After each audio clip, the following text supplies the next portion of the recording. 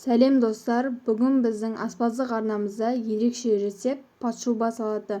Егер сіз өз дәміңізді таң қалдырып, қонақтарыңызды қуантуға дайын болсаңыз, онда бізбен бірге болыңыз.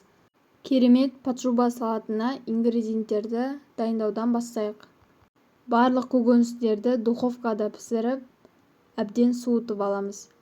Енді салатқа қажетті көкөністердің барлығын теркадан өткізіп аламыз. Және селедка балығы мен қиярды кубик қылып ұсақтап тураймыз. Осылай барлығын алдын ала дайындап аламыз. Қайнатылған жұмыртқаны да теркадан өткізіп аламыз. Енді салатымызды жинаймыз.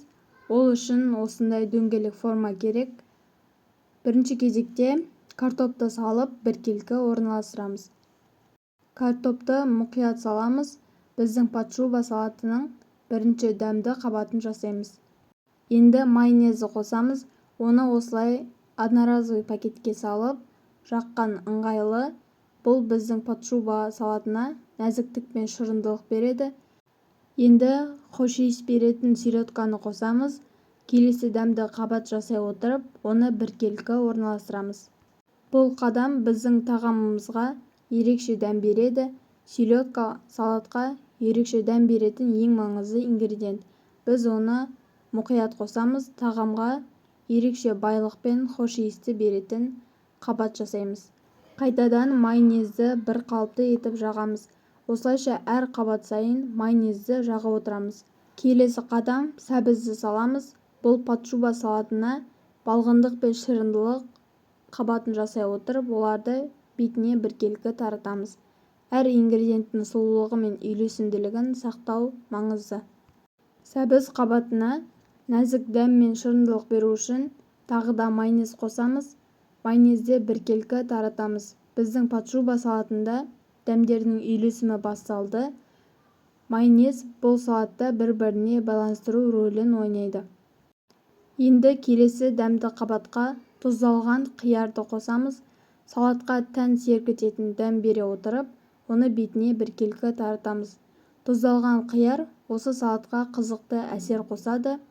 Бұл қиярды салғаннан кейін тұз салудың қажет жоқ деп ойлаймын. Балықтың да тұзы бар. Тағы да әдемілеп тұрып майонез жағамыз. Келесі кезекте жұмыртқаны саламыз. Теркадан өткен жұмыртқаларды патшуба салатының бетіне біркелкі таратамыз. Тағы да бір бай қабат жасаймыз. Жұмыртқа салатқа талғампаз дәм қосады және майонезді әдемілеп тағы да жағамыз. Жұмыртқаның сарысын ағынан айырып, ағын осылай теркадан өткізіп саламыз және сарысын бетіне себетін боламыз. Соңғы қадам қызылшаны қосамыз. Қызылшаны патшуба салатының бетіне біркелкі таратамыз. Керемет аспаздық жасауды аяқтаймыз. Қызылша тағамға қанық тұз қосып қана қоймайды, сонымен қатар қызылшаның дәмін қосады. Мінекей дәмнің қосымша қабаты.